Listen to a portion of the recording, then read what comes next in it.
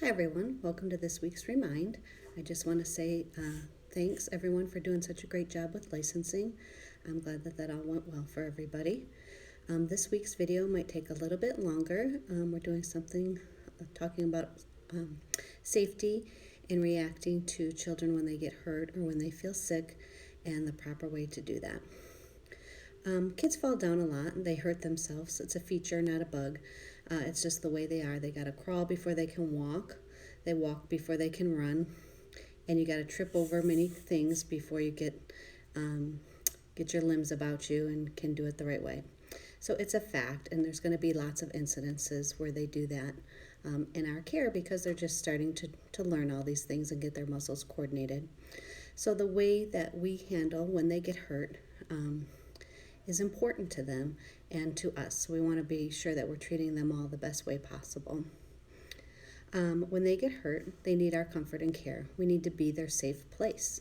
In order to be their safe place, it's important that we build these relationships and these connections with the children every day that they're in our care. This happens by greeting them in the morning, rubbing their backs at nap time, sitting with them while they're doing a project, asking them about their day, talking to them when we're changing their diapers, when we're feeding them, generally interacting with them as we all do throughout the day, every day. And so think of some other ways in your room that what you do to make the children feel comfortable and safe and respected in your classroom. When they are hurt or not feeling good, we want them to come to us. Sometimes they just need a cuddle. Sometimes they need ice. Sometimes they need us to call their parents. Sometimes they need 911. So we want to be sure that we're ready. And sometimes they just don't have the words to tell us what happens. A little 1-year-old might trip over a book and come over to you and trying to let you know that they have a bump on their head. So since they can't tell you, you might just want to reiterate, oh, you've tripped on a book. Let's move the book out of the way so that doesn't happen again. And I'll get you some ice if ice is what's needed.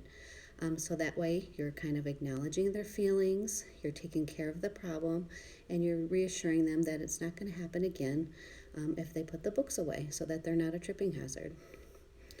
And then we also want to practice how we handle emergency situations so that our reaction is not alarming to the children, so they feel comfortable. If they come to us and we react significantly, it might be more concerning to them, and then they might go into shock or start feeling insecure about what happened and not feel as good about it. So we want to keep our feelings and our hurt. We want to be calm and comforting to them at all times. We want to treat them the way we would like to be treated if we were hurt. So since we all just read the emergency binder, and if you haven't, there's still time. It's still by the time clock room. Make sure you sign off on the back of that so that we can keep track. And we're going to do that twice a year to make sure that we're all prepared for these situations. And if you want to, in your rooms, like role play, talk to each other. What happens if a child comes and their finger's cut? What happens if they trip and bump their head or skin their knee? What do we do? That way, the more you practice, the more calm you'll be when it actually happens and you know exactly what to do. Do not dismiss the child's feeling when they come to you if they're not feeling good or okay. Say, I see you got a bump. I see you skinned your knee. And then you can get them the help that they need. Children need to know that they can come to you. They need to know that you will help them and that you're in control because they don't know what to do when this happens. Sometimes when kids get sick or vomit at school, it's the first time it ever happened to them. And think about how scary that is and what that must seem like for them. So you need to keep calm and empathetic and just acknowledge what happened to them and just be real sincere about, I just want you to be okay. I'm going to help you. This is what we need to do. Get them a bucket, get them a towel, a drink of water, whatever it is that makes them feel better. If the child is feeling really upset that they got cut or hurt, you can distract them by singing them a song while you're taking care of them, showing them a book or a toy, just to take their mind off of the hurt.